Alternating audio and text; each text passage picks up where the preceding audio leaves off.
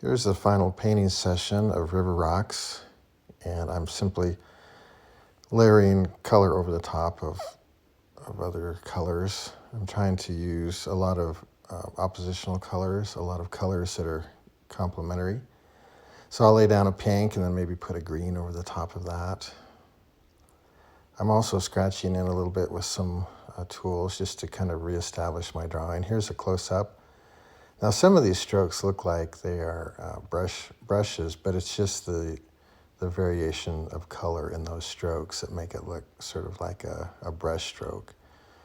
So I'm using a lot of color on the palette knife, and then I'm also just mixing a lot of color right on the canvas. You can see the little red dots that are showing through. That's my underpainting, and that gives just a little extra vibrational zing.